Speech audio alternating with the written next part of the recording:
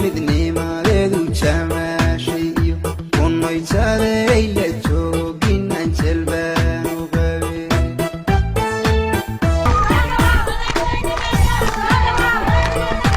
balano midni maaleedu jamaashay kunay taday la joogin anjelbaan ugabe araf bayno tahay maanta inaan soo gaarno degmada Balad Xaawo xaqiiqdii aniga gobolkan ku sugnaa kama maqneen waxaan ku soo dhaweeyay madaxweynaha iyo waftigu hogaaminayay gobolka Gada aad baa loogu warbixiyay dhammaan degmooyinka hadda aan soo marnay sida waxaan ku raahdaa Luuq Doolow iyo Balad Xaawo maanta ku sugnahay madaxweynaha ugu horeeya madaxweyne ku-xigeenka ugu horeeya dhammaan golaha wasiirada xildhibaanada deegaanka waa deegaanka ay ka soo jeedeen looma tilmaamaya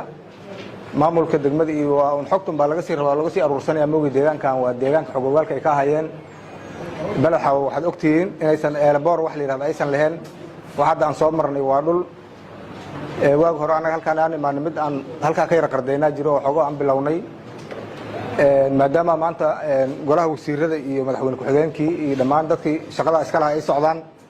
iyo xildhibaanadii heer federaal iyo heer istaadba waxaan leenahay eelboor degmada Balad Xaawo in laga bilaabo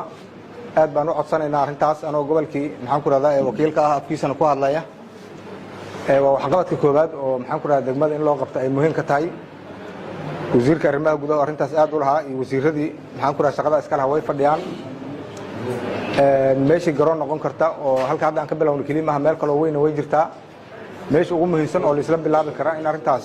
bulshada looga faa'iideeyo aad baan u codsanaynaa meelo kale oo waxqabadkooda waa aragtaan hoolkan ku shirayno degmada intuu dhan yaraantiisa waa aragtaan insha Allah taala waxqabadka koobaad in degmadan laga bilaabo aad iyo aad aan u codsanayaa waa degmada xuduudda ah gudoomiyaha federaalka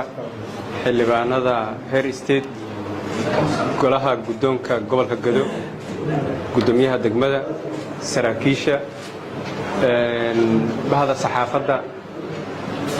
inta joogto hoolkan waxaan rabaa inaan ku salaamo assalaamu calaykum waraxmatullahi wabarakaatuh waa maalin cusub aniga shakhsiyan dareen gooniya ii leedahay maxaa yeelay magaaladii anoo 3 jir la keenay anoo 22 jiro kaga baxay waay marka magaalada dareen gooniya igu leh meeshaan banooniga ku ciyaari jiray kubadda cagta meeshaan warafka ku ciyaari jiray qofkii reer Balad Xaawo waraf waa yaqaan oo maleena iyo xuduudii aan ka gudbi jiray dareen gooniya ii tahay magaalada gobolka Gado ugu xadaarisan ugu soo dhaweynta wanaagsan waxaan isleeyahay waxa diidan amniga mooyaan waa u jeedeen gabdhaha maqaayadaha iyo wiilashii dhalinyarada ay banooniga ciyaarayeen intay si volunteer iskaga soo baxeen jidka ugu soo dhaweynayeen waxaan rabaa halkan inaan mahad iyo duco uga diro gudoomiye mar labaad in adiga iyo shacabka iyo ciidamada amniga reer Balad Xaawo mahad celinayna waa run qolo walba taariikhda meel bay ka galaysaa midnimada dadkan meel weyn baad ka bilowdeen oo ka gasheen wixii aan idin la soconayna waa idin soo bandhigi doonaa adinkan waxaad noo hayseen oo nala sugayseen waa noo soo bandhigi doontaan waa ma xilli soo dhaweyn ah hoolkan lagu yarihay wax garad fara badanna banaanka ee dad mudnaa ay joogaan iyo saraakiishiba